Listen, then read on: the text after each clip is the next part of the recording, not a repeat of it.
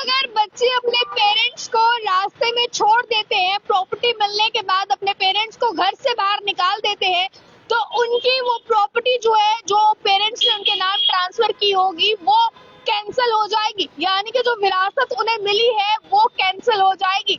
अब पेरेंट्स अपनी प्रॉपर्टी वापस ले सकते हैं अगर बच्चे उनकी देखभाल नहीं कर रहे हैं। तो आपको बता दिया जाए, ये जरूरी जानकारी निकलकर सामने आ रही है और एक खबर सामने आ रही है कि अब अगर बच्चे जो है प्रॉपर्टी मिलने के बाद पेरेंट्स को नजरअंदाज कर देते हैं या कई केसेस में घर से बाहर निकाल देते हैं, कई केसेस में वृद्ध आश्रम छोड़ आते हैं या हॉस्पिटल्स में रहने देते हैं, तो ऐसे केसेस में पेरेंट्स अपनी प्रॉपर्टी उन बच्चों से, जो बच्चे इस तरह के सलूक अपने पेरेंट्स के साथ करते हैं, उनसे वापस ले सकते हैं।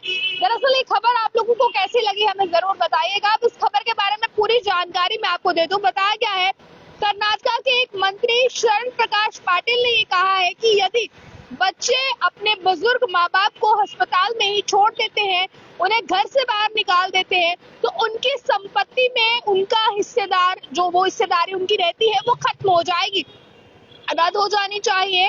और साथ ही साथ इसमें उन्होंने और भी चीजें कही है। उन्होंने ये भी बताया है, मंत्री ने कहा है कि ये समस्या अब तमाम लोगों को भुगतनी पड़ती है।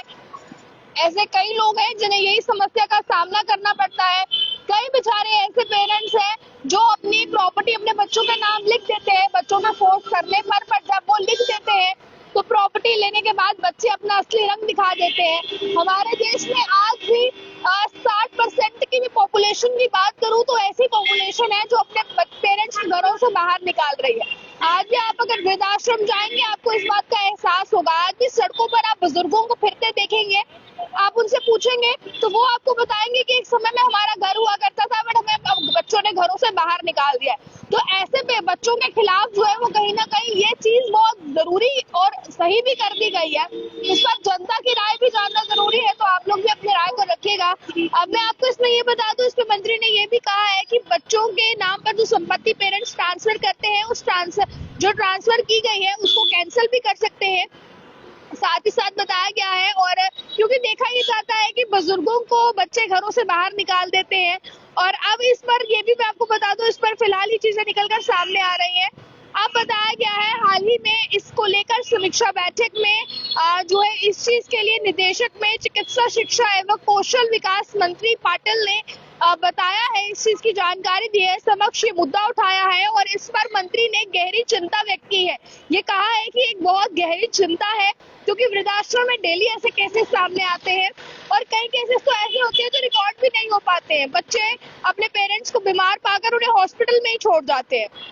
तो आपको मैं बता दूं, इसमें उन्होंने कहा है कि इस पर गहरी चिंतन करना जरूरी है और साथ ही साथ इसे गंभीरता से, सीरियसनेस से लिया जाना चाहिए। और उन्होंने बताया है, उन्हें चिकित्सा शिक्षा निदेशक डॉक्टर BL सुजाता राठौड़ ने जो है इस चीज को लेकर निर्देश दिया है कि सभी अस्पतालों को इस बारे में सूचित करें और बच्चों के खिलाफ कार्रवाई करें। यानी कि जिन भी अस्पतालों में बच्चों को छोड़ा जाता है, यानी बच्चे जो है वो पेरेंट्स को छोड़ जाते हैं, उन हॉस्पिटल्स में इस चीज को सूचित करना जरूरी है और उन बच्चों के खिलाफ कार्रवाई करना जरूरी है। फिलहाल किस तरह से देखते हैं आप कर्नाटक के मंत्री की इस बात को, आपकी इस पर क्या राय है? आप लोग अपनी राय को कमेंट बॉक्स में जरूर रखिएगा। क्योंकि मीडिया रिपोर्ट्स इस चीज का दावा कर रही है फिलहाल कि मंत्री ने ये बात उठाई है।